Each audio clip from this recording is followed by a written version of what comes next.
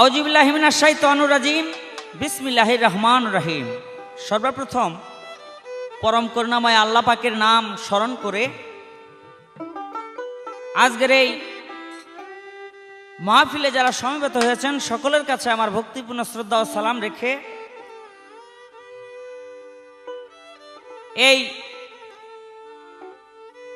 পাল্লা cassette VCD যে company উপহার দিচ্ছেন সংগীতা,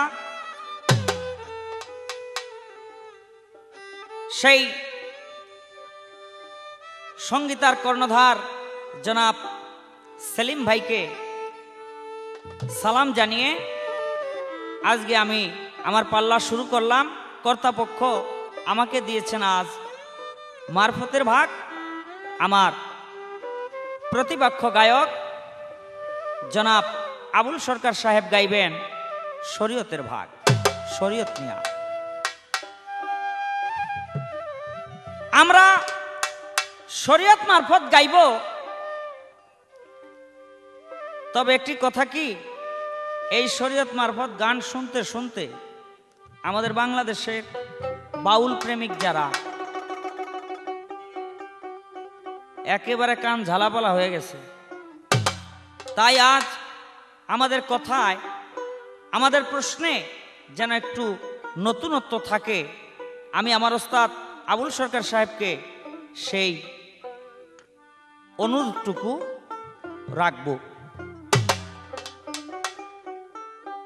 এই কি এর বলে বেয়াদবি মাফ করবেন, আমার আবার একটা স্বভাব আছে, ভিতরেতে কোনো কথা খোঁচা দিয়া বইলে ওইটা বাইন না হওয়া পর্যন্ত আমার শান্তি নাই। আমি পাল্লায় যাওয়ার আগে সর্বপ্রথম তার একটা প্রশ্ন করতে চাই। আমার সেই ছোট্ট প্রশ্নটা হলো, আমরা যারা এই পৃথিবীর ভিতরে মারফত করি, তাগো এরকম মুজ বড় হয়ে যায়, দাড়ি বড় হয়ে যায়, চুল বড় হয়ে যায়, হাতের নখ বড় হয়ে যায়, আসলে বড় হয়ে যায়, ওটা বড় হয়েছে না ছোট রয়েছে এই খেয়ালই থাকে না। চুল কখন যে বড় হয়ে গেছে সেই খেয়াল যেই মানুষের থাকে না, ওই সমস্ত মানুষেরা হলো প্রকৃতপক্ষে মারফত করে। মারফত অর্থ সেই খোদার প্রেম, সেই খোদার প্রেমে নিজেকে নিমজ্জিত করে সেই আল্লাহর দিদার লাভ করা। সেই আল্লাহর দিদার যিনি লাভ করতে পেরেছেন, এই দুনিয়ার দিকে তার কোনো খেয়াল নাই, দুনিয়ার কোনো খেয়াল থাকে না। তাই ছোট্ট একটি উপমা দিব। আমার এই জগতের ভিতরে লাইলি মজনুর কথাটা আপনারা অনেকেই শুনেছেন। লাইলি প্রেমে মশগুল হইয়া মজনু, মজনু মানে পাগল, পাগল হইয়া রাস্তা দিয়ে দৌড়াইয়া যায়। আর এক নামাজি জমিনের ভিতরে নামাজ পড়ে, ওই নামাজি পিঠের উপরে যখন সেজদা দিয়েছে তখন পিঠের উপরে পাও রাইখা মজনু যে দৌড়ে যাইতেছে, ওই নামাজির পিঠে যে পাও পড়ছে এই খেয়াল মজনুর ছিল না। আর নামাজি নামাজ থুইয়া রাগ হইয়া উইঠা দাঁড়াইয়া মজনুরে ধরছে, আমি নামাজ পড়তেছিলাম আর আমার পিঠে পাও দিয়া তুমি দৌড়ে গেলা, একজন নামাজির গায়ে আঘাত করলা। বলে ভাই তুমি নামাজ পড়ো কার? বলে আল্লাহর। বলে আল্লাহর নামাজ কেন পড়ো? বলে আমি আল্লাহর প্রেমে আল্লাহর নামাজ পড়ি। মজনু বলে ভাই রে, আমি দুনিয়ার একটা নারীর প্রেমে পাগল হয়ে গেছি। আমার নারী সেই ভালোবাসার নারী হইল লাইলি। আমি লাইলির প্রেমে পাগল হইয়া তুমি যে নামাজ পড়ো তাই আমি দেখি না। আর তুমি যদি আল্লাহর প্রেমে পাগল হইয়া নামাজ পড়ো, তাহলে তুমি কি করে আমি যে তোমার গায়ের উপরে পাও রাখলাম, পাড়া দিলাম, তুমি তা উপলব্ধি করতে পারলে? আমার মনে হয় তোমার নামাজ পড়া হয় নাই। আমরা যারা মারফত করি তাদের স্তরটা হইলো এরকম। আমাদের চুল কখন বড় হয়ে যায়, কখন ছোট থাকে, কখন নখ বড় হয়ে যায়, এগুলো আমাদের খেয়াল থাকে না। আমি জানতে চাই শরীয়ত মতে এই পৃথিবীতে আমার রাসূলের জামানায় কোন ব্যক্তি মাথার ভিতরে লম্বা চুল রাখছিল? ওই যে বহু বছর আগে আমাগো এলাকার ভিতরে একটা ঝগড়া গেছে। একদল কইতাছে সূরা ফাতিহার যে শেষ আয়াত ওলা দোয়াল্লিন আর জুয়াল্লিন, একদল হইল দোয়াল্লিন আলা যারা হেরা যদি কেউ জুয়াল্লিন কয় ওইটারে জব করে, আবার আরেক দল হইল জুয়াল্লিন আলা, ওইটা কোনো দোয়াল্লিন আলা গো পাইলে জব করে। তো এক মুসল্লি ধরছে মাথায় টুপি টাবি দেখে আর কি, এই তুই দোয়াল্লিন গ্রুপ না জুয়াল্লিন গ্রুপ? অনেক মুসল্লি মনে মনে চিন্তা করে যে আমি যদি জুয়াল্লিন কই আর হেরা যদি দোয়াল্লিন গ্রুপ হয় তো আমার জব দিব, আর যদি আমি দোয়াল্লিন কই জুয়াল্লিন কই হেরা যদি দোয়াল্লিন গ্রুপ হয় তাইলেও জব দিব। তো আমি তো বুঝা সারতে পারতাছি না, টুপি থাপা দিয়া পকেটেতে খুললা কয় হুজুর মনে কিছু করেন না, আমি তো নামাজই পড়ি না, আমি টুপি দিছি এমনি এমনি। তা আমার প্রশ্নের জবাব যদি দিতে পারেন দিবেন, না দিতে পারলে টুপি থাপা দিয়া পকেটে থুইয়া আবার কইয়া বইয়েন না আমার শরীয়তের ভিতরে লম্বা চুল নাই। এই আমার ছোট্ট করে একটা জিজ্ঞাসা রইল। এবার আমার মারফতের পক্ষ নিয়ে একটি গান। হায়রে রূপ কাষ্টেরি নৌকা খানি নাই ডুবার ভয়, ওই নৌকায় নাই ডুবার ভয়, ওই নৌকায় নাই ডুবার ভয়, পারে কে যাবি নবীর নৌকাতে আয়, পারে কে যাবি নবীর নৌকাতে আয়। রূপ কাষ্টেরি নৌকা খানি নাই ডোবার ভয়, ওই নৌকার নাই ডোবার ভয়, পার কে যাবি ওরে নবীর নৌকাতে আয়, পার কে যাবি দয়াল নবীর নৌকাতে আয়। নবী না মানে যারা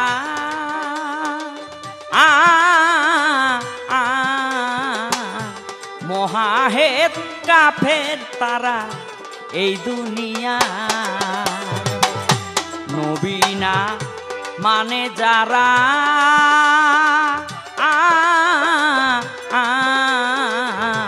মহাহেদ কাফের তারা এই দুনিয়া। হায়রে ভজনে তার নাই মজুরি সাপ লেখা যায়, ভজনে তার নাই মজুরি সাপ লেখা রয়, ভজনে তার নাই মজুরি সাপ লেখা যায়, দলিলে সাপ লেখা যায়, পারে কে যাবি নবীর নৌকাতে আয়, পারে কে যাবি নবীর নৌকাতে আয়। রূপ কাষ্টেরি নৌকা খানি নাই ডোবার ভয়, ওই নৌকার নাই ডোবার ভয়, পার কে যাবি ওরে নবীর নৌকাতে আয়, পার কে যাবি দয়াল নবীর নৌকাতে আয়। বেসরা নেই যারা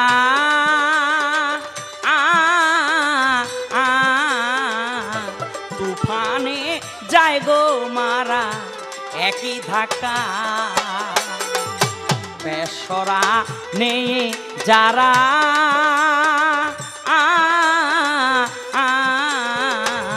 তুফানে যায় গো মারা একই ধাক্কা।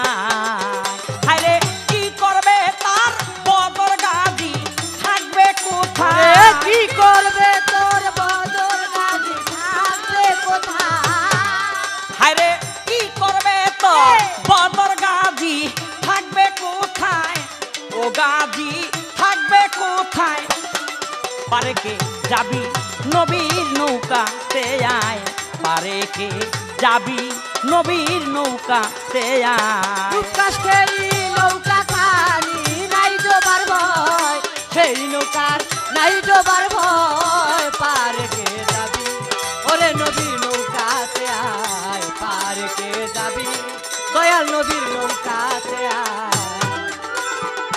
রূপকাষ্টেরি নৌকা খানি নাই ডুবার ভয়, পারে কে যাবি নবীর নৌকাতে আয়।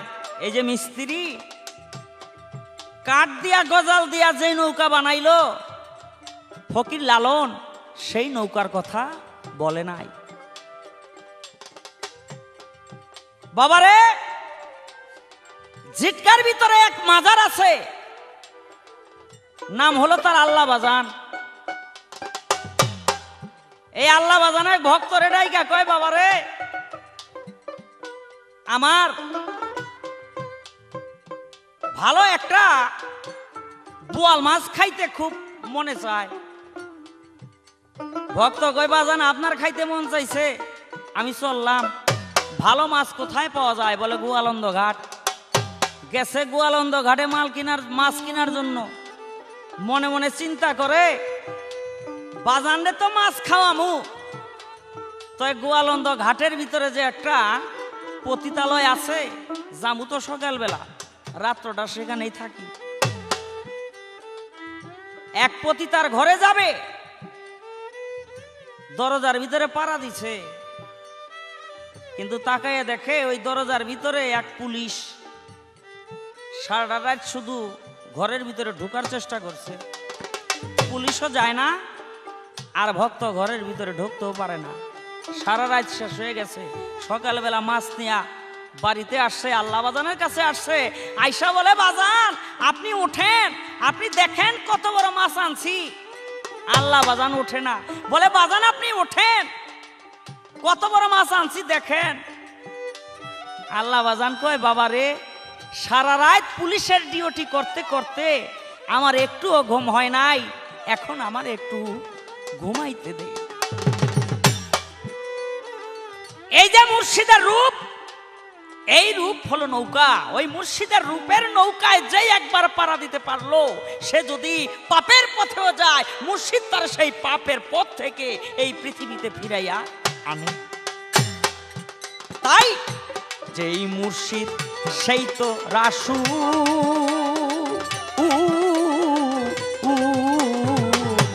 ইহাতে নাই কোনো ভুল, খোদাও সে হয়। যে মুর্শিদ সেই তো রাসূল,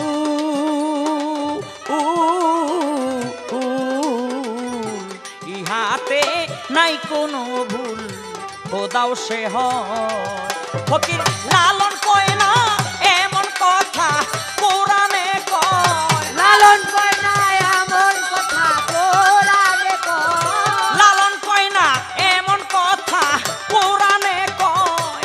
এই কথা কোরআনে কয়। পারে কে যাবি নবীর নৌকাতে আয়, পারে কে যাবি নবীর নৌকাতে আয়। রূপকাশেরই নৌকা খাই, নাই ডোবার হয়, সেই নৌকায় নাই ডোবার ভয়। পারে কে যাবি নবীর নৌকাতে আয়, পারে কে যাবি নবীর নৌকাতে আয়, পারে কে যাবি নবীর নৌকাতে আয়। বিসমিল্লাহির রহমানির রহিম। পরম করুণাময় আল্লাহ পাকের নাম স্মরণ করে আপনাদের দোয়ার সঙ্গে নিয়ে আমি আবুল সরকার, ফতুল্লা, নারায়ণগঞ্জ, সবার প্রতি সালাম রেখে সবার কাছে দোয়া কামনা করে আরম্ভ করছি আজকের শরীয়তের ভূমিকায় বালাগান। আমার প্রতিপক্ষ শিল্পী আমারই ছাত্র, কিন্তু বর্তমানে সারা বাংলাদেশের মধ্যে সারা জাগানো এবং বিশ্বের অন্যান্য দেশের মধ্যে তার পরিচিতি লাভ হয়েছে মিডিয়ার মাধ্যমে, টেলিভিশনের মাধ্যমে, গীতিকার হিসাবে, গায়ক হিসাবে। আপনাদের দোয়া, এই শরীয়ত মারফত গানের পালা ভিসিডি ক্যাসেটটি উপহার দিয়েছেন বাংলাদেশের সর্বশ্রেষ্ঠ ক্যাসেট কোম্পানি সঙ্গীতার মঙ্গল কামনা করে সবার কাছে দোয়া নিয়ে আরম্ভ করছি। সবাই দোয়া করবেন। আসসালামু আলাইকুম ওয়া রাহমাতুল্লাহি ওয়া বারাকাতুহু। আমার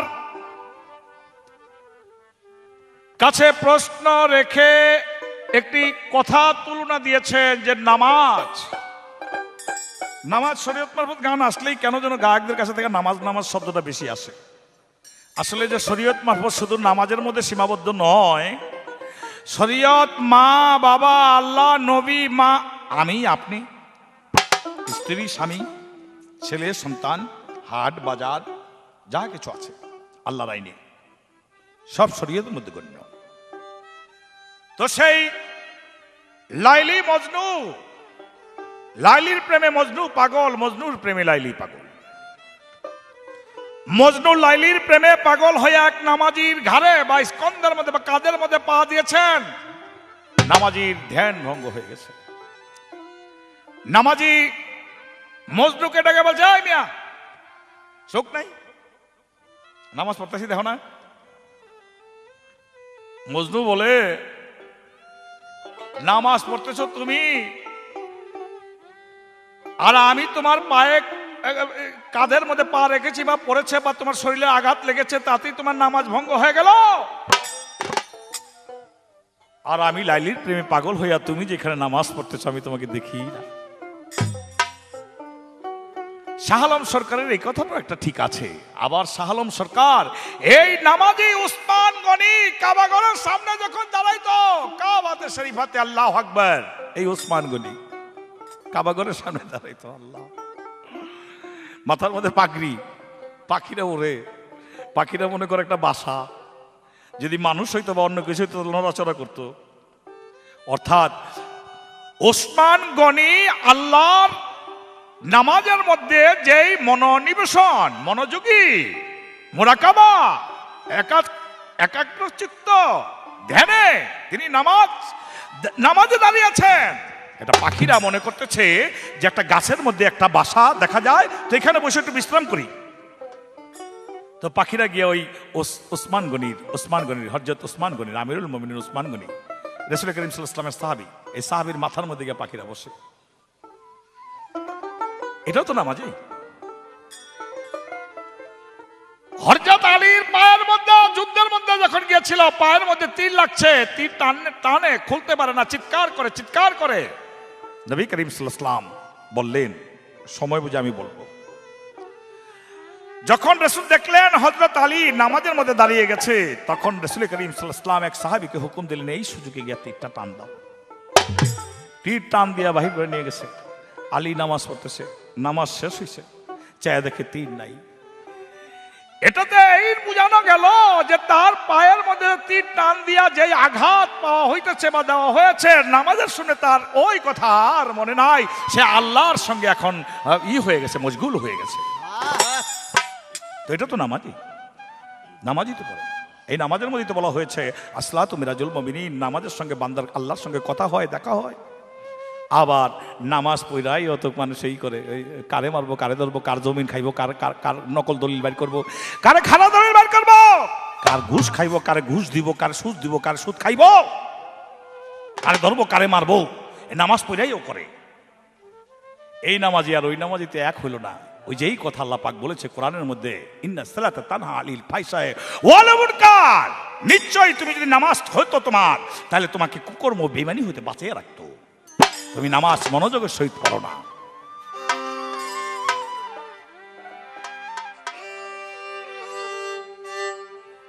আমার কাছে খুব গুরুত্বপূর্ণ একটি প্রশ্ন রেখেছেন যে শরীয়তের দৃষ্টিতে এক ব্যক্তির লম্বা চুল ছিল, সে কে ছিল, কেন ছিল? মুহাম্মদ মুস্তাফা সাল্লাল্লাহু আলাইহি ওয়াসাল্লামের নাতি হয় সম্পর্কে, অর্থাৎ জায়েদের ছেলে, উসামার গর্ভে, আপনার আয়মান দাসের গর্ভে যেই সন্তানটি জন্ম নিয়েছিল তার নাম ছিল উসামা। এই উসামাকে রাসূল করিম সাল্লাল্লাহু আলাইহি ওয়াসাল্লাম হুব্বে রাসূল বলে আদর করতেন, মাথার মধ্যে হাত বুলিয়ে দিয়েছিলেন এইভাবে, হুব্বে রাসূল বলে, নাতি তো রাসূল করিম সাল্লাল্লাহু আলাইহি ওয়াসাল্লামের এই সাহাবী যখন চুল বড় হয়ে যায়, তখন নাপিতের কাছে চুল কাটতে যখন যায়, তখন এই সামনের চুলগুলো তিনি মুঠ পাকায়া বা রুমাল দিয়া বা গামছা দিয়া ঢাইকা যাইতে ধরে রাখে। চতুর্ধারে চুল কাটো, এটার মধ্যে হাত দিও না, চুল লম্বা হয়ে যায়। মানুষ প্রশ্ন করে, এই চুলগুলো তুমি কাটো না কেন মিয়া? উসামা বলে, এই চুলগুলো কাটি না এই জন্য যে এখানে মুহাম্মদ মুস্তাফা সাল্লাল্লাহু আলাইহি ওয়াসাল্লামের পবিত্র হাত মোবারকের পরশ লেগেছিল। আমি এই জন্য কাটি না, হাসরের মাঠে যখন আল্লাহ পাক আমাকে উপস্থিত করে আমার কাছে থেকে হিসাব যাবে, আমি যদি নামাজের হিসাব দিতে না পারি, আমি যদি রোজার হিসাব দিতে না পারি, আমি যদি কোনো আমলের হিসাব আল্লাহর কাছে দিতে না পারি, সেদিন এই চুলগুলো ধরে বলবো আমার মোহাম্মদ মুস্তাফা সাল্লাল্লাহু আলাইহি ওয়াসাল্লাম এই জায়গাটার মধ্যে হাত দিয়েছে, এর সম্মানে আমি চুলগুলো কাটি নাই, চুলের মধ্যে কেচি লাগাই নাই, চুলের মধ্যে খুর লাগাই নাই। আল্লাহ পাক এর মহব্বতে আপনি আমাকে মাফ করিয়া দেন। সে জায়েদের সন্তান, নাম তার উসামা, যিনিকে রাসূল করিম সাল্লাল্লাহু আলাইহি ওয়াসাল্লাম আদর করে হুব্বে রাসূল বলেছিলেন। এইরকম রাসূলের আশেকে রাখতে পারে, সেই প্রশ্নটি করেছেন। তাকে আমি একটি প্রশ্ন করে যাই, আমার এই যে মারফত আমার প্রশ্ন হলো, মুর্শিদের অনুমতি ব্যতীত কোন ব্যক্তি মারফত কইরা পানির তলে ডুব দিছিল? মুর্শিদের অনুমতি ব্যতীত মারফত দেখাইতে গিয়া মুর্শিদের রাগে পানির তলে ডুব দিয়া, হ্যাঁ, তো আমি যে প্রশ্নটা করতে চেয়েছি সে প্রশ্নটি হলো যে কোন ব্যক্তি পীরের অনুমতি ব্যতীত মারফত দেখাইতে গিয়া পীরের কাছ থেকে শাস্তি স্বরূপ পানিতে ডুবাইয়া তাকে তাড়াইয়া দিয়াছিলেন? আমার প্রশ্ন থাকবে, সেই পীরকে কি মারফত দেখাইছিলেন? পানিতে কোথায় তাকে ডুবাইছিলেন? পানিতে ডুব দিয়া কোথায় তাকে তাড়াইয়াছিলেন? এই আমার জিজ্ঞাসা রইল। সৎ কাজে সত্য পথে ব্যাপারীর ব্যাপার, দুনিয়ায় আখেরের বাজার। সৎ কাজে সত্য পথে ব্যাপারীর ব্যাপার,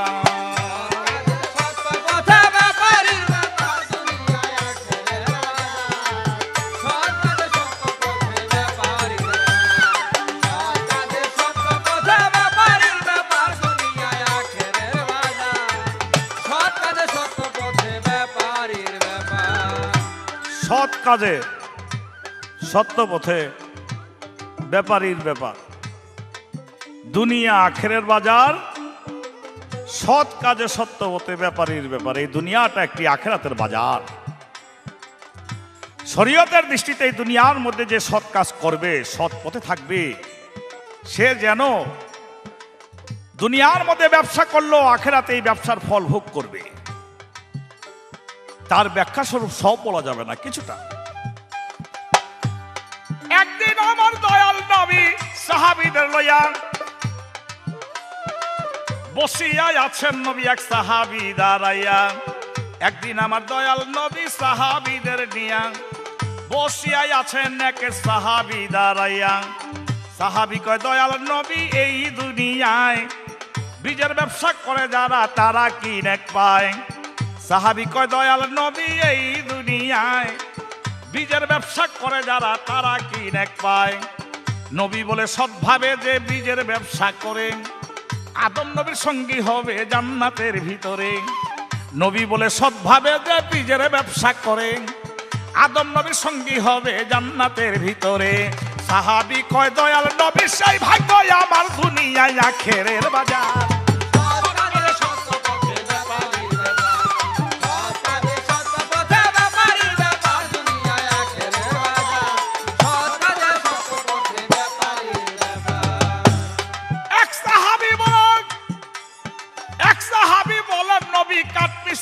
আমি নবী বলে, নুহু নবীর সঙ্গী হইবা তুমি। এক সাহাবী বলে, নবী কাঠমিস্ত্রি আমি। নবী বলে, নুহু নবীর সঙ্গী হইবা তুমি। এক সাহাবী বলে, নবী জানাই আপনায়। এক সাহাবী বলে, নবী জানাই আপনায় তরকারির ব্যবসা যারা করে দুনিয়ায়। নবী বলে, সবভাবে যে করবে বেচা কিনা ইব্রাহিম নবীর সঙ্গী হইবে সেই জনা। নবী বলে, সবভাবে যে করবে বেচা কিনা ইব্রাহিম নবীর সঙ্গী হইবে সেই জনা। সাহাবী কয়, দয়াল নবী সেই ভাগ্য আমার, দুনিয়ায় আখেরের বাজার। সৎ কাজে সত্য পথে ব্যাপারীর ব্যাপার, সৎ কাজে সত্য পথে ব্যাপারীর ব্যাপার, দুনিয়ায় আখেরের বাজার। সৎ কাজে সত্য পথে ব্যাপারীর ব্যাপার। দাঁড়াইয়া গেল নবীর সাহাবী আর এক, দাঁড়াইয়া গেল নবীর সাহাবী আর এক। দর্জি কাজ করি আমি, আছে কি তার নেক? সাহাবী দাঁড়াইয়া গেল, নবীর সাহাবী আর এক। দর্জি কাজ করি আমি, আছে কি তার নেক? নবী বলে সৎভাবে যে দর্জি কাজ করিবে, ঈশা নবীর সঙ্গী হইয়া জান্নাতে থাকিবে। নবী বলে সৎভাবে যে দর্জি কাজ করিবে, ঈশা নবীর সঙ্গী হইয়া জান্নাতে থাকিবে। নবী বলে এই দুনিয়ায় আখিরাতের হাট, সৎ ব্যবসা করবে যারা পাইবে জান্নাত। নবী বলে এই দুনিয়ায় আখিরাতের হাট, সৎ ব্যবসা করবে যারা পাইবে জান্নাত। আমার আল্লাহ পাকের এই নিয়ামত, আল্লাহ পাকের এই নিয়ামত পাইবে ইমানদার দুনিয়ায় আখেরের বাজার। সৎ কাজে সৎ পথে ব্যাপারীর ব্যাপার, সৎ কাজে সৎ পথে ব্যাপারীর ব্যাপার, দুনিয়ায় আখেরের বাজার। সৎ কাজে সৎ পথে ব্যাপারীর ব্যাপার। এক সাহাবী বলে নবী আমি এক শিক্ষক, শিক্ষকতা করি আমি ঠিক রাখিয়া হক। এক সাহাবী বলে নবী আমি এক শিক্ষক, শিক্ষকতা করি আমি ঠিক রাখিয়া হক। নবী বলে বড় আমল হইল শিক্ষাদানে, নায়েবে রাসূল যারা হক্কানি আলেমে।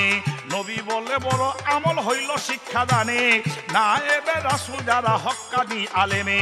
আমার সঙ্গী হইবে তারা জান্নাতের ভিতর, এই নিয়ামত পাইবে তারা এলেমের উপর।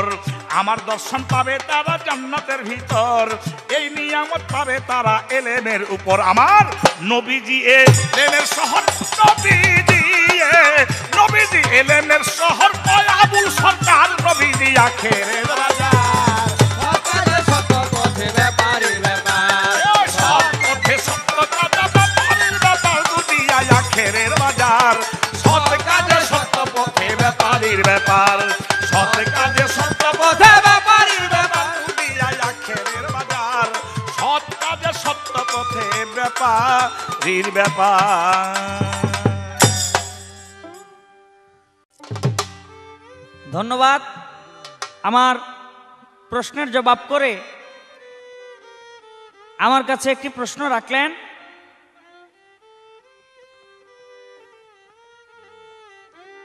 যে পৃথিবীতে কোন ব্যক্তি মুর্শিদের অনুমতি ছাড়া কারামত দেখাইতে গিয়া পানির ভিতরে তার ডুব দিতে হয়েছিল?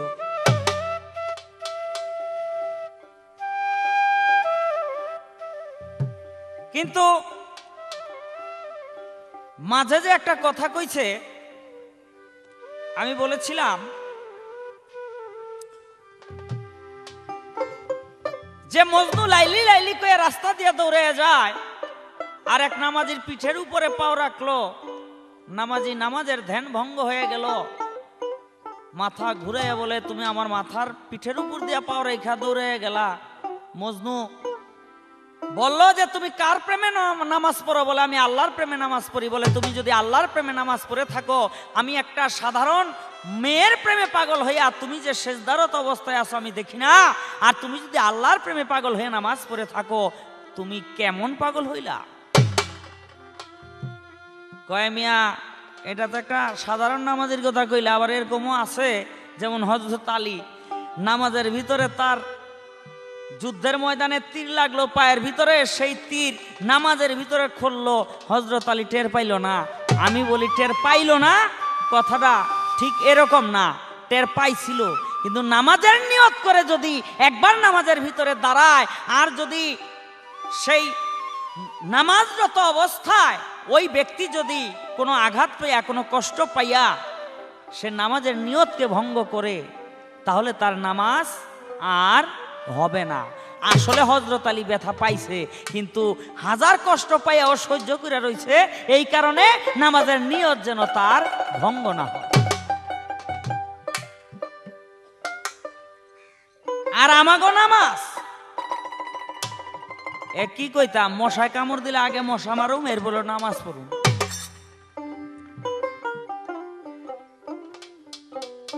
তো আমার কাছে একটি প্রশ্ন করছেন, অত্যন্ত মূল্যবান, আমি তার জবাব করব। আগে একটা গান গেল। বেঁধেছে এমনই ঘর, বেঁধেছে এমনই ঘর শূন্যের উপর, ওরে ও শূন্যের উপর পোস্তা করে, ধন্য ধন্য বলি তারে, ধন্য ধন্য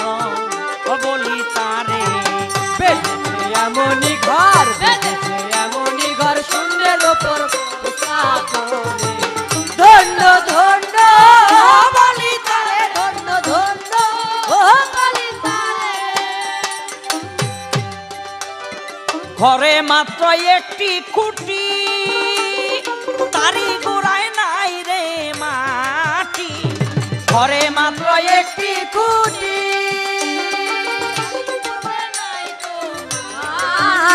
ওরে ঘরে মাত্র একটি খুঁটি, আরে তারি গোড়ায় নাই রে মাটি।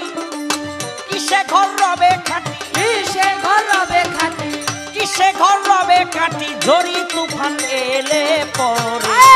ধন্য ধন্য বলি তারে, ধন্য ধন্য বলি তারে। এমনি ঘর, এমনি ঘর শূন্যের উপর পোষা করে। ধন্য ধন্য বলি তারে, ধন্য ধন্য বলি তারে। মূলাধার কুঠরি নয়টা, তার উপরে চিলে কোঠা। মূলাধার কুঠরি নয়টা, তার উপরে চিলে কোঠা। তাহে এক পাগলা বেটা, তাহে এক পাগলা বেটা, বসে একা একেশ্বরে। ধন্য ধন্য বলি তারে, বুঝেছো এমনি ঘর, বুঝেছো এমনি ঘর শূন্যের উপর পোষা করে।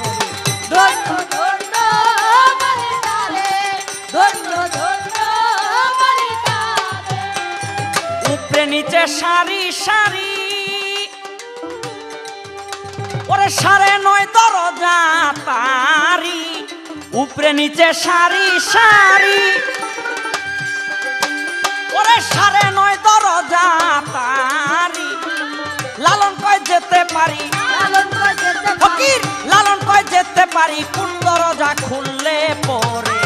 ধন্য ধন্য বলি তারে, ধন্য ধন্য বলি তারে। এমনি ঘর, এমনি ঘর শূন্যের উপর পোষা করে। ধন্য ধন্য বলি তারে, ধন্য ধন্য বলি তারে।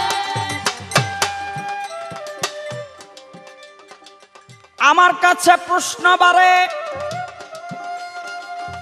শোনেন দিয়া মন।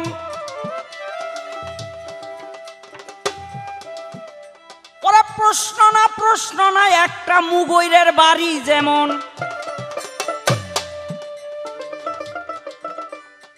এই জগতে কোন আউলিয়া মুর্শিদের অনুমতি ছাড়া কারামত দেখাইতে গিয়া পইরা গেছে ধরা। বাবারে, তিনি এই পৃথিবীতে মস্ত এক আউলিয়া, আমাদের পরম সৌভাগ্য। আমাদের বর্তমান চট্টগ্রাম, এই চট্টগ্রামের হযরত আমানত শাহ একদিন ভক্তবৃন্দ নিয়া বসে বসে আলাপ আলোচনা করতেছে, তরিকার কথা বলতেছে। আমানত শাহর বাড়ির পিছনে, ঘরের পিছনে তিনি একটি লাউ গাছ লাগিয়েছিলেন। সেই লাউ গাছের লাউ, একটা লাউ ওই ধরছে, ওই একটা লাউ এক চোরে চুরি করে লয়ে যায়। কিন্তু আমানত শাহর দিব্য নয়ন খোলা। আমানত শাহ লাউ লাউ বলে যখন ছোট্ট করে একটু চিৎকার দিলেন, খেয়ালটা তার, যদিও তিনি বাহ্যিক দৃষ্টিতে দেখতেছেন না, তিনি আধ্যাত্মিক দৃষ্টিতে দেখতেছেন তার লাউ যে চুরে লয়ে যেতেছে।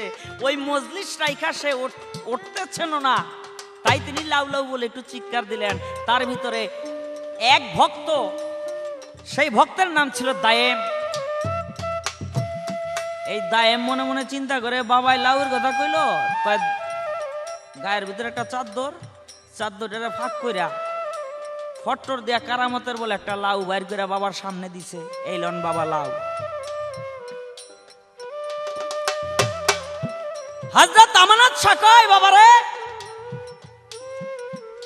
মুর্শিদের সামনে বসে বসে মুর্শিদের অনুমতি ছাড়া কারামত প্রদর্শন করা এটা তরিকতের কাজ না। তাই আমি তোরে হুকুম করলাম, আমার চোখের সামনে কোনোদিন আসবি না, তুই দূর হয়ে যা। সে দায়েম মুর্শিদের হুকুম ফরজ জেনে এই চট্টগ্রাম এলাকা ছেড়ে বর্তমান যে ভারত, সেই ভারতবর্ষের ভিতরে চলে গেলেন। এমনি করে তার অনেক দিন কেটে গেল। তিনি আমানত শাহ বলে প্রাণের মুর্শিদ থেকে জুদা হয়ে, বিচ্ছেদ হয়ে, আলাদা হয়ে অঝর্ণ অনেক কাঁদতে আরম্ভ করলেন। ভারতবর্ষের একজন মস্ত বড় আউলিয়া সেই আমানত শাহকে রুহানির মাধ্যমে আবেদন নিবেদন করে দায়েমকে মাফ করাইলেন, নিয়ে আসলেন তার কাছে। হযরত আমানত শাহ বলে, ওরে আমি মাফ করলাম ঠিক, কিন্তু এই মুহূর্তে এই যে সামনে নদী, এই নদীর ভিতরে ও ডুব দিতে হবে। ও ডুব দিয়া যেখানে উঠবে সেখানের বাইরে সে যাইতে পারবে না। যখন সেই চট্টগ্রামের নদীর ভিতরে ওই দায়েম ডুব দিল, ডুব দেওয়ার সঙ্গে সঙ্গে এই বর্তমান বুড়িগঙ্গা নদী, এই বুড়িগঙ্গার নদীর পার দিয়া তিনি ভেসে উঠলেন। এক ডুবে আয়সা দেখে বর্তমান আজিমপুর, এই আজিমপুর এলাকার ভিতরে তিনি চলে আসছেন। সেই হযরত দায়েম শাহর মাজার আজিমপুরের ভিতরে আজও বিদ্যমান। তিনি এই এলাকা ছেড়ে আর কোনোদিন কোথাও যান নাই।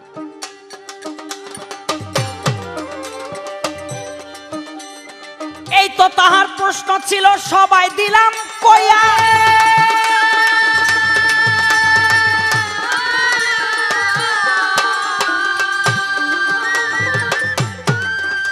ওরে একটা গান শুনলাম আমি, শোনেন মন দিয়া। কি এই দুনিয়া? সৎ কাজে সৎভাবে ব্যাপারীর ব্যাপার, দুনিয়া আখেরের বাজার, দুনিয়া আখেরের বাজার। ও মিয়া সাহেবেরা, এই দুনিয়ার ভিতরে আমরা সবাই কিন্তু ব্যাপারী। ওই চাউল বিক্রি করলেই শুধু ব্যাপারী হয় না, এই দুনিয়ার ভিতরে আমরা সবাই ব্যাপারী। কিসের ব্যাপার করতে আসছি? আসছি আখেরাতের জন্য, ব্যাপার করার জন্য। এই জগতে যদি চালানে কারো খাস্তা পড়ে, কম পড়ে, টান পড়ে, তাহলে আখেরাতে তার আর কোনো উপায় নাই। কিন্তু আমার একটা প্রশ্ন খালি ভিতর থেকে ধাক্কাইতেছে। আল্লাহ পাক রোজ হাসরের দিন সমস্ত মানুষের বিচার করবে, কিন্তু সমস্ত বিচারের আগে একটা বিচার হইব। বিচার কাজ শুরু করার আগেও একটা বিচার করব। এই যে সৎ কাজে সৎ ভাবেতে ব্যাপারীর ব্যাপার, দুনিয়া আখেরের বাজার, এই যে গানটি গাইলেন, আমার প্রশ্নটা শুধু সেই কারণে আসলো। সমস্ত বিচারের আগে হাসরের মাঠে এক ধরনের ব্যাপারী আছে, তাকে বিচার করব। আমি জানতে চাই কোন ব্যাপারীর বিচার হাসরের মাঠে আল্লাহ পাক বিচারের আগে করবে। এই একটা জিজ্ঞাসা আমার রইল, ব্যাপারী কয়টা টিকে আর কয়টা বাদ পড়ে? এই জবাবটা করলে বোঝা যাবে। ঘরে মাত্র একটি খুঁটি, তারি গোড়ায় নাই রে মাটি। ঘরে মাত্র একটি খুঁটি, ওরে তারে গোড়ায় নাই রে মাটি। কিসে ঘর রবে খাটি, কিসে ঘর রবে খাটি, কিসে ঘর রবে খাটি, ঝড়ি তুফান এলে পরে। ধন্য ধন্য বলি তারে, ধন্য ধন্য বলি তারে। বেঁধেছে এমনই ঘর, বেঁধেছে এমনই ঘর, শূন্যের উপর পোস্তা করে। ধন্য ধন্য বলি তারে, ধন্য ধন্য বলি তারে, ধন্য ধন্য বলি তারে। ধন্যবাদ। আমার যে প্রশ্ন ছিল সে প্রশ্নের সুন্দর মীমাংসার জন্য শাহ আলম সরকারকে। তবে একটা কথার মধ্যে শাহ আলম একটু গিট্টু লাগাইছে সামান্য। সে গিট্টুটি হলো যে আমি বলেছিলাম যে হযরত আলীর পায়ের মধ্যে যে তীর বিঁধেছিল, এই তীর নামাজের সময় খুলতে হয়েছিল। এটার মূল হাকিগত হলো যে হযরত আলী যে আল্লাহর নামাজের জন্য যে নিয়ত করলেন, এই নিয়তটার মধ্যে দুনিয়ার যত বড়, কি বলবো রে বাবা, মাঝে মধ্যে মসজিদে দেখা যায় যে এত গরম, এই গরমের মধ্যে কারেন্ট নেই, ফ্যান চলে না, তখন গরম আরো বাইরে যায়, কিন্তু নামাজের মধ্যে নিয়ত চলছে, নামাজ চলছে। এখন যদি কেউ মনে করে যে এইটার কি গরম রে বাবা, আমি আল্লাহর উদ্দেশ্যে নামাজের মধ্যে দাঁড়িয়েছি নিয়ত করে আল্লাহকে সামনে রেখে, এইটার কি গরম, এর সে তো কোটি কোটি কোটি কোটি গুণ বেশি গরম দুজকের আগুন। শুধু এই ভাবনাটা যদি ভাবে, তাহলে তার নামাজের মধ্যে যে যত বড় কষ্টই আসুক না কেন, গরমে হোক আর যেভাবেই হোক আসুক না কেন, তার সেই কষ্ট তাকে বশীভূত করতে পারবে না, তার নামাজের নিয়তকে দুর্বল করতে পারবে না। ওই দৃষ্টিতেই বলেছিলাম যে ওসমান গনির মাথার মধ্যে পাখিরা বাসা মনে করে বসে থাকতো, ডিম পারত। এটা কি মানুষ? অর্থাৎ যখন তার আমিত্বকে তিনি আল্লাহতে বিলীন করে দেয়, আমি বান্দা, তুমি আমার মালিক প্রভু, তার নিজস্ব বলতে আর কিছু থাকে না, তখন তার দ্বারা আর কোনো কাজও চলে না। তখন ওই প্রকার নামাজি তখন ওই সময়টা হয়ে যায় আল্লাহর হয়ে যায়। বলে ওই জমিনের মধ্যে সেজদা দিছে, কি হয়েছে রে, তোরা চাইয়া দেখ, ওর সেজদাটা আমার আরশের মধ্যে, এই তো দেখা যেতেছে, এই যে আরশের মধ্যে সেজদাটা আয়া পড়ছে, সেই সেজদা হতে হবে। আমার যা প্রশ্ন ছিল বড় সুন্দরভাবে জবাব দিয়েছে। সে আমাদের বাংলাদেশের মধ্যে আছে আমানত শাহ, আর ঢাকায় আছে দায়েম শাহ। আচ্ছা, ঢাকার মধ্যে আরেকজন আউলিয়া আছে, নাম তার শাহ আলী বুগদাদি, মিরপুরের মধ্যে।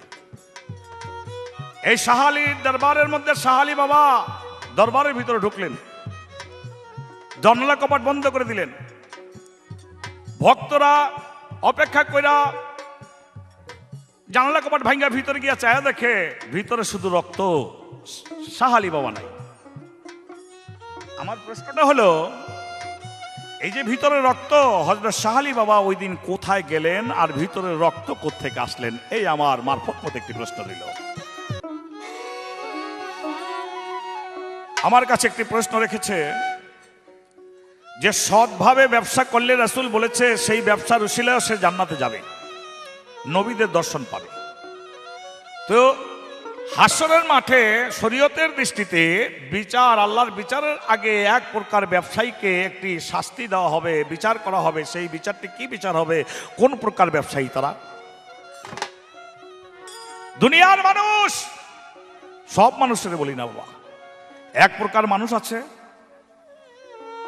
ওজনে কম দিবার জন্য ওইলে পাথর নিচে একটা পাথর একটু কমায় থুইছে গত করে, আর নাইলে কোনো পাল্লার নিচ দিয়ে কোনো কিছু লাগায় থুইয়া দিছে, সামনাসামনি ওজনে দেখাবে 1 কেজিতে 1 কেজিতেই, আসলে মূলে গিয়া তার ওজনে যে কম দেওয়ার যে ইচ্ছাটা করেছে, তাতে যে কমটা এসেছে অন্য একটা সঠিক পাল্লা দিয়ে মাপলে দেখা যাবে তা কম হয়ে গেছে। এটা সোজা কথা বলতে গেলে এক প্রকার লোকদের হাসরের মাঠে দুইটা পর্বতকে সামনে এনে বলবে, ওরে ওজন কর।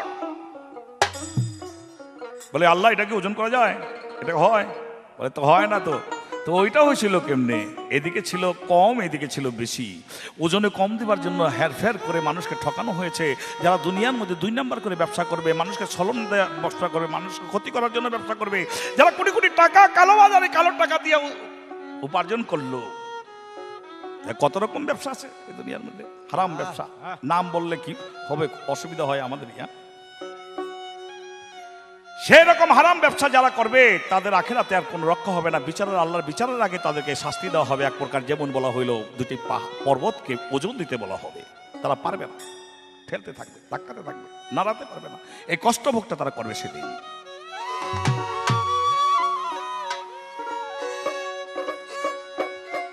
একদিন সব ফেরেশতারা, একদিন সব ফেরেশতারা ভাবে আল্লাহ কেমন কইরা মানুষের উপরে আল্লাহ এত খুশি হয়। আল্লাহ গো, আল্লাহ গো, বুঝলাম না তোমার প্রেমের বিষয়। আল্লাহ গো, আল্লাহ গো,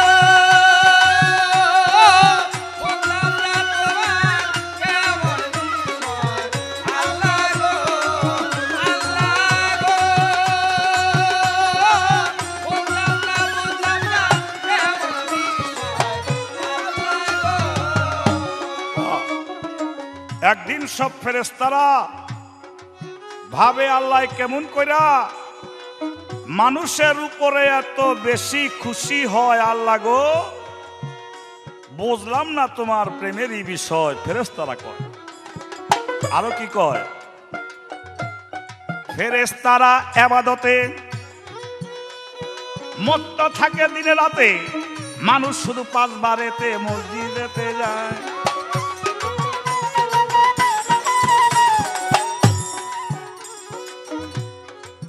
ফেরেশতারা ইবাদতে মত্ত থাকে দিনে রাতে, মানুষ শুধু 5 বারেতে মসজিদেতে যায়।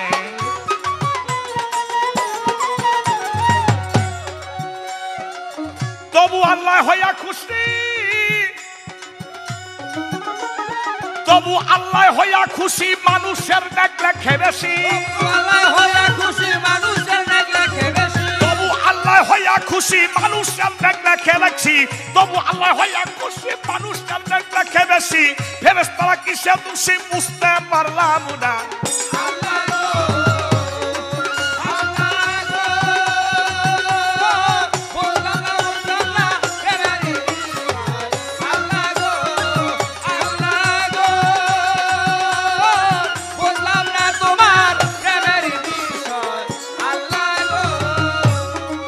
ফেরেশতারা ইবাদত করে বেশি দিনে রাত ভইরা, আর মানুষ শুধু 5 জায়গানা নামাজের মধ্যে, তাও সবাই না, যারা যায় 5 জায়গানা নামাজের মধ্যে শুধু যায়, তাতেই আল্লাহ মানুষের উপরে বেশি খুশি হইয়া বেশি বেশি নেক লেখা দেয়। বুঝলাম না ব্যাপারটা আল্লাহ গো। আল্লাহ বলে, জিবরাইল রে, হুকুম দিলাম তোমারে, মদিনায় যাও চলে তুমি পাইবা পরিচয়। এইবার আল্লাহ বলে, জিবরাইল রে, হুকুম দিলাম তোমারে, মদিনাতে যাও চলে তুমি পাইবা পরিচয়। ওরা 5 জায়গানা 5 ওয়াক্তে, 5 জায়গানা 5 ওয়াক্তে সবার আগে মসজিদে। 5 জায়গানা 5 ওয়াক্তে প্রথম জায়গায় মসজিদে। 5 জায়গানা 5 ওয়াক্তে প্রথম কে যায় মসজিদে। সবার শেষে আসে কেটা জানি ভাবি সব। আল্লাহ গো,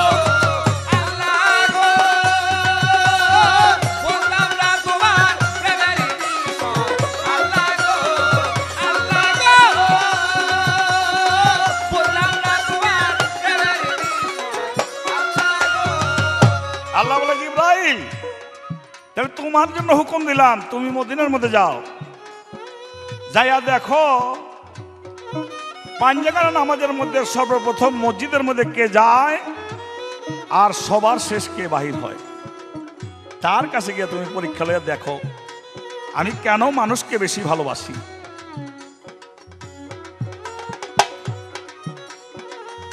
জিবরাইল এই কথা শুনিয়া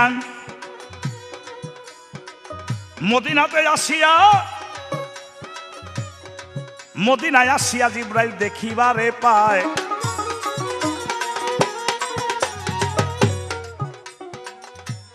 যাইয়া দেখে সিদ্দিকের, যাইয়া দেখে সিদ্দিকের সবার আগে মসজিদ ঘরে।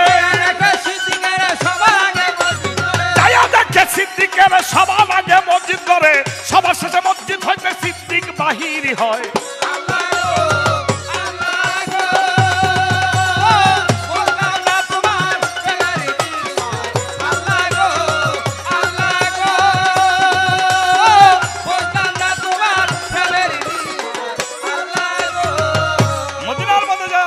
দেখে সবার আগে আবু বকর সিদ্দিক মসজিদের মধ্যে চলে গেল, আবার সব নামাজি বাহির হইবার পরে আবু বকর সিদ্দিক সবার শেষে বাহির হইল। জিবরাইল এই দৃশ্য দেখে, জিবরাইল মানুষের রূপ ধরিয়া সামনে দাঁড়াইল গিয়া, সালাম দিয়া জিবরাইল বলে, বলেন না বিষয়। জিবরাইল মানুষের রূপ ধরিয়া সামনে দাঁড়াইল গিয়া, সালাম দিয়া জিবরাইল বলছে, বলেন তো বিষয়। আল্লাহর ফেরেশতা জিবরাইল ফেরেশতা, আল্লাহর জিবরাইল ফেরেশতা, এখন তিনি রয় কোথায়? জিবরাইল ফেরেশতা এখন তিনি রহে কোথা? জানলে কোথায় আপনার দেন না পরিচয়।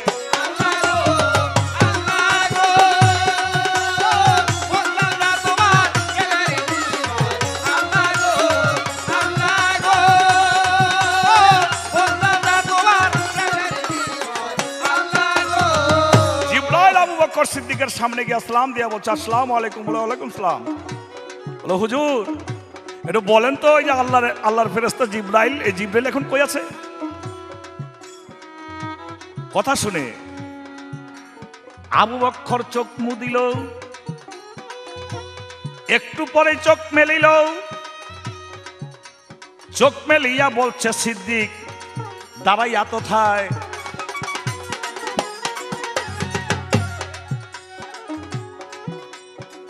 সিদ্দিকে কয় আপনি তিনি, সিদ্দিকে কয় আপনি তিনি জিবরাইল ফেরেশতা যিনি, সিদ্দিককে কয় আপনি তিনি জিবরাইল ফেরেশতা যিনি, আমার সামনে যিনি তিনি তিনি হয়।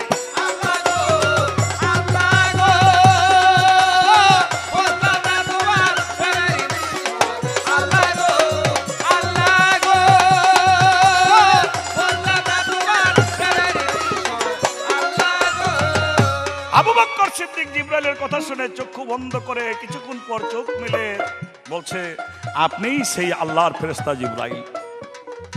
জিবরাইল ফেরেশতা আশ্চর্য হয়ে বলছে, হুজুর তো চোখ বন্ধ করলেন আবার চোখ খুললে বললেন, এটার কারণ তো বুঝলাম না। আমি সেই জিবরাইল ফেরেশতাই, আপনাকে পরীক্ষা করার জন্য এসেছি। আবু বকর সিদ্দিক বলে, জিবরাইল আমি চোখ বন্ধ করে আল্লাহর ৭ আসমান ৭০,০০০ নূরের পর্দা ঘুরে দেখি তুমি নাই। আমি চোখ বন্ধ করে আল্লাহর দুনিয়ার দিকে লক্ষ্য করে দেখি দুনিয়ারও কোনো জায়গায় তুমি নাই, আসমানেও নাই, জমিনও নাই। তখন আমি দেখলাম যে আমার সামনে যিনি তিনি এই জিবরাইল ফেরেশতা। কথা শুনে জিবরাইলে কয়, মুবারকবাদ, আপনাকে সালাম। আমি ওই হইলাম সেই জিবরাইল ফেরেশতায়।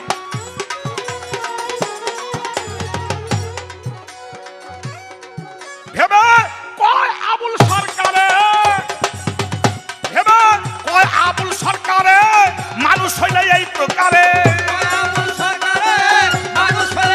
ভেবে কয় আবুল সরকারে, মানুষ হইলে এই প্রকারে, জিবরাইল তাজিব করে কি তবে কয়।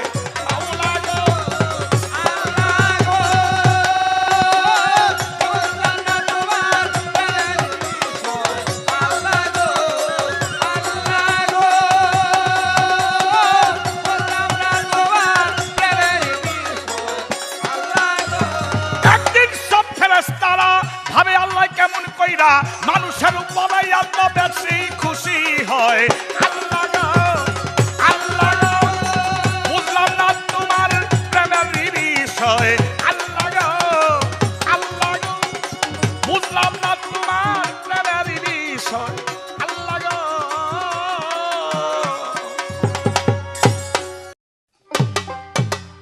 আমার প্রশ্নের জবাব করে আমার কাছে একটি প্রশ্ন রাখলেন। বাংলাদেশের ভিতরে ঢাকা মিরপুরের ভিতরে মস্ত বড় একজন আল্লাহর আউলিয়া ঘুমিয়ে আছেন, হযরত শাহ আলী বগদাদি। এই হযরত শাহ আলী বগদাদি রহমতুল্লাহ আলাইহি তিনি মৃত্যুর সময় খানকা ঘরের ভিতরে ঢুকলেন। ঢোকার পর যখন 3 দিন অতিবাহিত হইল, ভক্ত প্রেমিক যারা তারা জিকিরের শব্দ না পাইয়া দরজা ভাঙ্গা ঘরের ভিতরে ঢুকলেন। ঢুকে দেখেন শুধু রক্ত পড়ে আছে, শাহ আলী বগদাদি নাই। তার প্রশ্ন, তিনি কোথায় গেলেন? বাবারে, একদিন হাসান বসরি বলেছিল রাবেয়াকে, আসো আমরা নামাজ পড়ি, পানিতে যায় নামাজ বিছাইয়া। রাবেয়া বলে, বন্ধু এটা তো জলের যে একটা হাঁস, সে হাঁসের কাজ, তুমি যে একজন আল্লাহর ওলি তার প্রমাণ কি? বলে তুমি কি প্রমাণ চাও? বলে আরো আমরা বাতাসের ভিতরে যাই নামাজ বিছিয়ে নামাজ পড়ি। হাসান বসরি কয় রাবেয়া এটাও তো একটা পাখির কাজ। রাবেয়া বলে হাসান তাহলে তুমি লুকাও। লুকাইলেন, বলে আমি তোমাকে খুঁজে আনবো। হাসান বসরি লুকাইলেন, রাবেয়া বসরি মুরাকাবা মুশাহেদার ভিতরে ধ্যান ধরে লক্ষ্য করে চাইয়া দেখে আল্লাহর আরশের পায়া ধরে ঝুলতেছে হাসান। আর হাসান বসরিকে সেখান থেকে খুঁজে আনলেন। হাসান কয় রাবেয়া এবার তুমি লুকাও, আমি তোমাকে খুঁজে আনবো। রাবেয়া লুকাইলেন। রাবেয়াকে খুঁজে আনবার জন্য 7 জমিন 7 আসমান আল্লাহর আরশ মহল্লা এমন কোন জায়গা নাই যেখানে খুঁজতে আরম্ভ না করলেন। কোথাও খুঁজে হাসান বসরি রাবেয়াকে পাইলেন না। তাই হাসান বসরি রাবেয়া রাবেয়া বলে চিৎকার করতে আরম্ভ করলো। বলে রাবেয়া তুমি নিজের গুণে ফিরে আসো, আমি তোমাকে কোথাও খুঁজে পাই না। রাবেয়া সশরীরে উপস্থিত হইল। হাসান বসরি বলে রাবেয়া তুমি লুকাইলা তো লুকাইলা, কই গিয়া লুকাইলা? এমন কোন জায়গা নাই যেখানে আমি কি তোমাকে না খুঁজছি, কোথাও তোমাকে খুঁজে আমি পাই নাই। তুমি লুকাইছিলা কোথায়?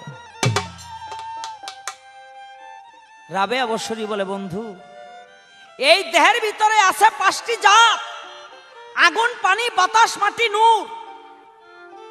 আমি আগুনে আগুন মিশাইয়া দিয়েছিলাম, পানি পানিতে মিশাইয়া দিয়েছিলাম, বাতাস বাতাসে মিশাইয়া দিয়েছিলাম, মাটি মাটিতে মিশাইয়া দিয়েছিলাম, নূরে নূর মিশাইয়া দিয়েছিলাম। আর আমার আত্মা লুকাইয়াছিল সেই মহান সত্তা মহান আল্লাহর আত্মার সঙ্গে। তাই তুমি আমাকে খুঁজে পাও নাই। হযরত শাহ আলী বাগদাদী জাতে জাত মিশাইলো, পানিতে পানি মিশাইলো, আগুনে আগুন মিশাইলো, মাটিতে মাটি মিশাইলো, নূরে নূর মিশাইলো, আত্মায় আত্মা মিশাইলো। তাই ভক্তরা সেদিন হযরত শাহ আলী বাগদাদীর খানকা ঘরের ভিতরে গিয়া কিছুই পান নাই। সেই যে বাবায় ডুব দিল, আজও ডুব দিয়ে আছে। এই ছিল তার প্রশ্নের জবাব আমি করলাম।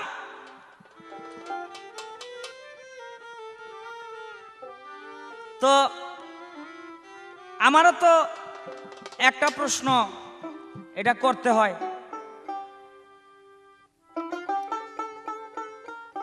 আমি শুধু জানতে চাইবো, বেয়াদবি মাফ করবেন, এই মনের থেকে একটা কথা এ বলছে নাজি গেলে ভালো লাগবো না।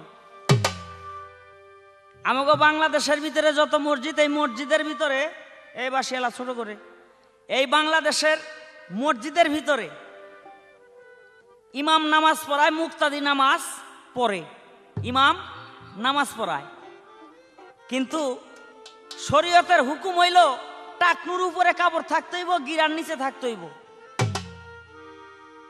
এই যে শরীর কোন কাপড় যদি নাও থাকে তবুও শরীরটাকে যে কোনো ভাবেই হোক ঢেকে নিতে হবে, এটাকে বলা হয় সতর। এই সতরকে ঠিক রাখা, ইমাম সাহেবের সতর যদি ঠিক না থাকে তাহলে তার পিছনে নামাজ হবে না।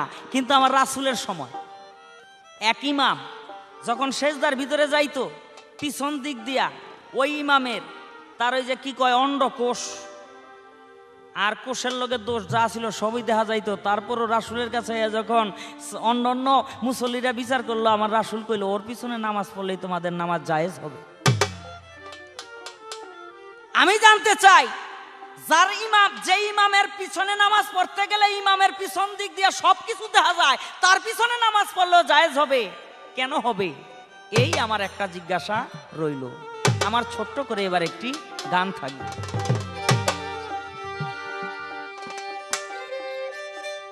এই সূরত দুজকে যাবে, যে বলবে সে গুনাহগার। কি সূরত বানাইলেন খোদা, রূপ মিশাইয়ে আপনা। কি সূরত বানাইলেন খোদা, রূপ মিশাইয়া আপনার, কি সূরত বানাইলেন খোদা। রূপ মিশাইয়া আপনার, কি সূরত বানাইলেন খোদা। মানব সুরতের মাঝে মাওলা গো তুমি আছো তোমার কাজে। মানব সুরতের মাঝে মাওলা গো তুমি আছো তোমার কাজে, তুমি বানাইলা না বুনলে নিজে, বানাইলা না বুনে, আগো বানাইলে না বুনলে নিজে, লীলা বুঝা হলো ভাই সুরত বানাইলেন খোদা, রূপ মিশাইয়া আপনার সুরত বানাইলেন খোদা, রূপ মিশাইয়া আপনার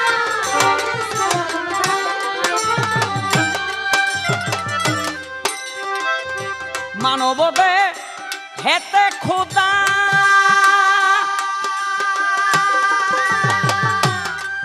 হায় দম থাকতে না হয় রে জুদা, মানবদে হেতে খোদা মনে রে দম থাকতে না হয় রে জুদা, কে বায়া দম কে বা খোদা, কে বা আদম কে বা খোদা, কে বা করে তার বিচার, কি সুরত বানাইলেন খোদা। রূপ মিশাইয়া আপনার সুরত বানাইলেন খোদা, রূপ মিশাইয়া আপনার সুরত বানাইলেন খোদা।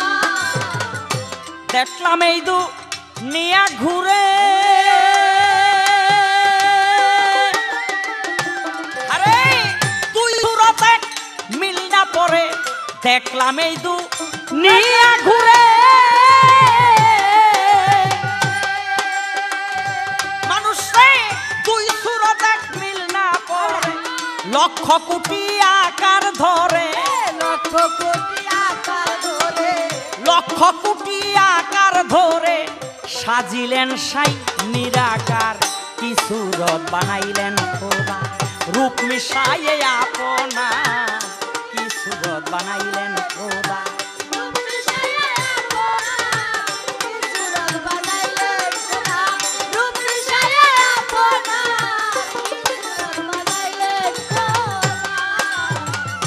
যে ডুবেছে রূপের শানে, হায় রে কালির লেখায় আর কি মানে, যে ডুবেছে রূপের শানে, বাবা রে কালির লেখায় আর কি মানে, কবি জালালউদ্দিন এই জীবনে, জালালউদ্দিন এই জীবনে সার ভেবেছে একাকার, কি সুরত বানাইলেন খোদা, রূপ মিশাইয়ে আপনার, কি সুরত বানাইলেন খোদা, রূপ মিশাইয়ে আপনার। সুরত বানাইলেন খোদা, রূপ মিশাইয়া আপনার সুরত বানাইলেন খোদা। মানব সুরতের মাঝে মাওলা তুমি আছো তোমার কাজে, মানব সুরতের মাঝে মাওলা গো তুমি আছো তোমার কাজে, বানাইলে না বনলে নিজে,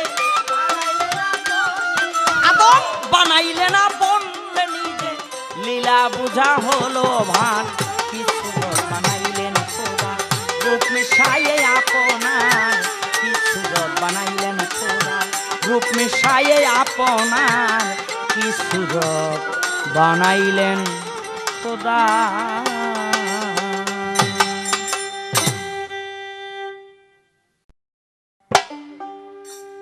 ধন্যবাদ শাহ আলম সরকারকে আমার প্রশ্নের জবাব দিয়া সুন্দর করে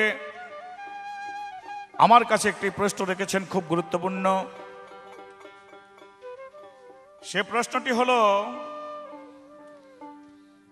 নামাজ পড়ার মধ্যে ভিতরের কথা আছে, সত্য ঢাকার ব্যাপার আছে, তো সেই সত্তরের মধ্যে যদি ব্যতিক্রম থাকে ইমাম সাহেবেরই, হাদিসের দৃষ্টিতে ওই ইমাম সাহেবের পিছনে তাদের নামাজ ঠিক হবে না। কিন্তু মুহাম্মদ মুস্তাফা সাল্লাল্লাহু আলাইহি ওয়াসাল্লামের যুগে এমন একটি ঘটনা ঘটেছিল যা শুনে রাসূল করিম সাল্লাল্লাহু আলাইহি ওয়াসাল্লাম বলেছিলেন এর পিছনে নামাজ পড়া যাবে। এই হাদিসটি ছিল মুহাম্মদ মুস্তাফা সাল্লাল্লাহু আলাইহি ওয়াসাল্লাম যেই এলাকায় থাকতেন তার চেয়ে একটু দূরে এক পল্লী এলাকায় নতুন মুসলমানের মধ্যে এক 7 বছরের ছেলে, এই 7 বছরের ছেলে এলেমের দিক দিয়ে জানতেন বেশি, এই জন্য প্রথম পর্যায়ের নামাজ যে বেশি এলেম জানে, এখনো যে এলেম বেশি জানে সে ইমাম। তাই ওই বাচ্চাটা যদিও ছোট 7 বছরের, কিন্তু সে এলেম জানে বেশি, তাই তাকে ইমামের দায়িত্বটি দেওয়া হওয়ার পরিপ্রেক্ষিতে তিনি যখন ইমামতি করতেছিলেন তার যেই জামা বা লুঙ্গি ছিল তা অসতর্ক অবস্থায় পিছন থেকে তা উন্মুক্ত হওয়ার পরিপ্রেক্ষিতে নামাজিরা মুহাম্মদ মুস্তাফা সাল্লাল্লাহু আলাইহি ওয়াসাল্লামের কাছে এই অভিযোগ করার পর রাসূল করিম সাল্লাল্লাহু আলাইহি ওয়াসাল্লাম বললেন তবু তাদের পিছনে নামাজ হয়ে যাবে, যেহেতু ওর উপরে আর এলেম ওখানে কেউ ছিল না। সে বেদিন থাকা অবস্থায় রাস্তার পাশে দাঁড়াইয়া থাকতো আর মানুষকে ডেকে বলতো তুমি কই থেকে আইছো? কয় আমি এসেছি আল্লাহর নবীর কাছ থেকে। বলে কিছু? বলে এক কোরআনের বাণী শুনিয়ে দিয়েছে। বলে কি বাণী শুনাইছে? বলে শুনাইছে আলহামদুলিল্লাহ রাব্বিল আলামিন আর রহমানুর রহিম মালিক, যে যেটা শিক্ষা শুনে আসছে ওই ছেলের কাছে তাই বলে যায়। সর্বশেষ পর্যন্ত জানা গেল যে রাস্তার মধ্যে দাঁড়িয়ে সে মুহাম্মদ মুস্তাফা সাল্লাল্লাহু আলাইহি ওয়াসাল্লামের সাহাবীদের থাকে কিছু করে কোরআনের আয়াত শিখতে সে কোরআনে হাফেজ হয়ে গেছে, যদি বয়স তার 7, কোরআনে হাফেজ হয়ে গেছে, মুখস্থ করে ফেলেছে। ওই রকম এই তার প্রশ্ন ছিল। আপনারা এই শরীয়ত মারফত ক্যাসেটটি সংগ্রহ করলে সুন্দর সঠিক কথা পাবেন বলে আশা রাখে একটি গান গেয়ে আশা শেষ করার চেষ্টা করব ইনশাআল্লাহ। এই পৃথিবী যেমনি আছে তেমনি পড়া যাবে,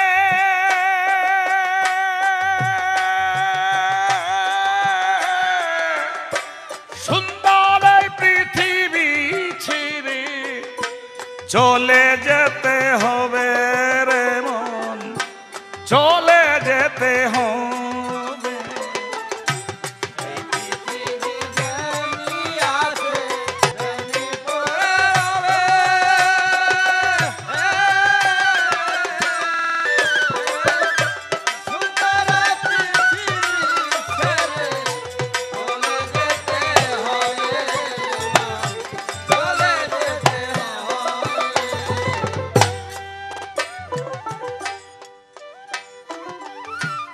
নগদ তলব কাগজপত্র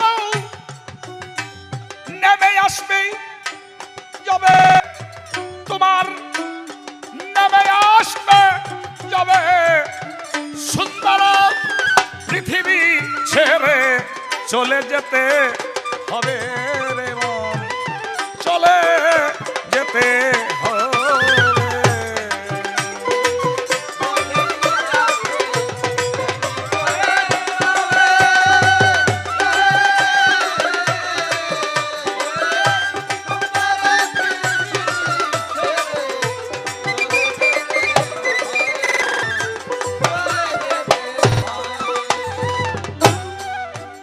নবী পয়গম্বর বড় পীর খাজা বাবা যার ডাক যখন চলে এসেছে তখনই তার চলে যেতে হয়েছে। শাহ আলী বাবা যত বড়ই শরীয়ত আর মারফতওয়ালা হোক না কেন, যার যখন ডাক আসবে তখনই তার চলে যেতে হবে। নগদ তলব তাগিদ পত্র নিয়ে আসবে যাবে। আমি শাহ আলম সরকারের কাছে হতে পারে এরকম 500 টাকা পাই, বললাম টাকাটা কবে দিবা? বলে শুক্রবার দিন মনে, শুক্রবার দিন গেল, বলে আজকে নাই, রবিবার দিন দিয়ে তো মনে। রবিবার দিন চাইলাম, বলে আজকে নাই, বুধ নে। তবুও মানে মানুষ। কিন্তু সেই টাকাটা যখন চলে আসবে, ওই মালিকের তরফ থেকে যখন টাকাটা চলে আসবে, তখন যদি বলে যে আমাকে 1 মিনিট সময় দাও, আমি একটু আমার কুলাটারে আমার জমিনের দলিলটা একটু বুঝাই দিয়াহি, অথবা আমার মায় আজকে দুধ রাঁধছে আমার খাওয়াইবো আম দিয়া, একটু খাইয়া লই, সেদিন কাউকে সময় দেওয়া হবে না। যত বড় হোক না কেন রাজা জমিদার, এবার জমিদার জমিদার জমিদার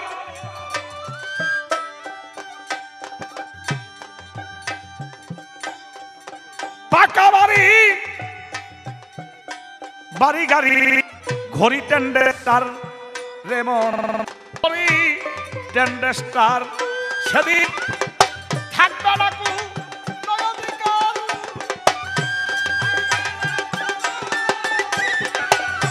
থাকবে না কো নয়াধিকার পরিপূর্ণ ভাবে। সুন্দর এই পৃথিবী ছাড়াই একদিন চলে যেতে হবে রে মন, চলে হবে।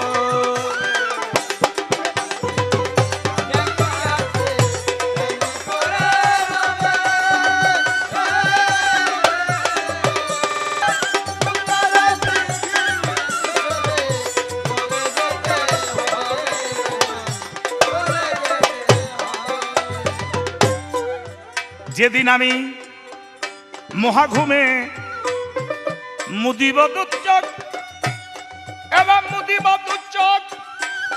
মুদিবদুচ্চক পারাপি বেশি, সেদিন পাবে কিছু সুখ রে মন, পাবে কিছু সুখ। যেদিন আমি মুদিবদুচ্চক পাড়া প্রতিবেশী সেই দিন পাবে কিছু সুখ রে মন, পাবে কিছু সুখ। ওরে যাই এই পৃথিবীর মন রে, আমি যাই এই পৃথিবীর লোক, পৃথিবীর লোক, আমি যাই এই পৃথিবীর লোক, আমি যাই এই পৃথিবীর লোক, ভুলে যাবে সবাই সুন্দর পৃথিবী ছেড়ে চলে যেতে হবে রে মন, চলে যেতে হবে।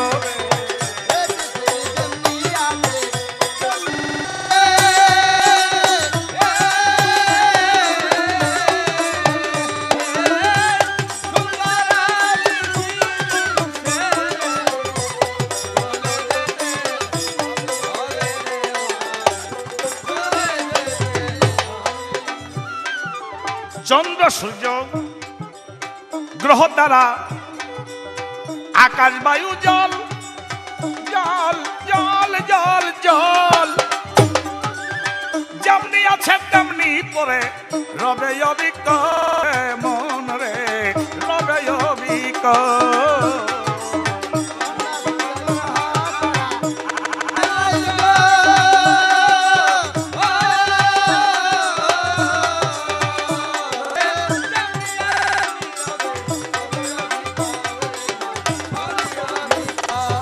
চন্দ্র সূর্য গ্রহ তারা আকাশ বায়ু জল, যেমনি আছে তেমনি পরে রবে অবিকল রে মন, রবে অবিকল। থাকিব না আমি কেবল মন রে, থাকিব না, থাকিব না, থাকিব থাকিব না আমি কেবল বৈষম্য বৈভবে সুন্দর পৃথিবী ছেড়ে চলে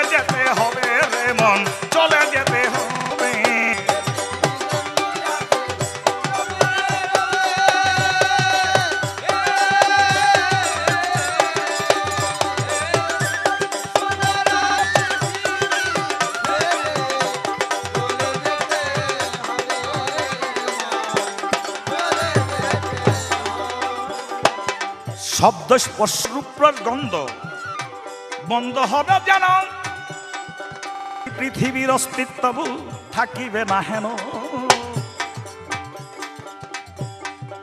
সেদিন নাকের সামনে যদি 1000 গোলাপ ফুল ধরে রাখা হয় গন্ধ পাওয়া যাবে না,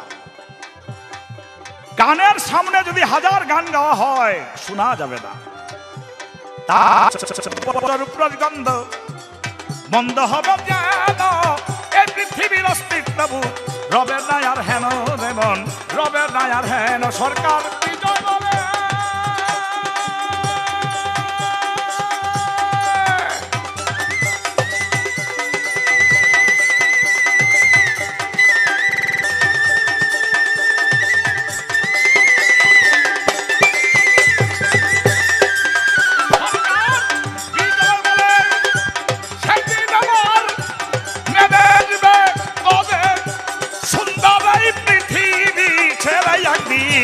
চলে যেতে হবে রে মন, চলে যেতে হবে।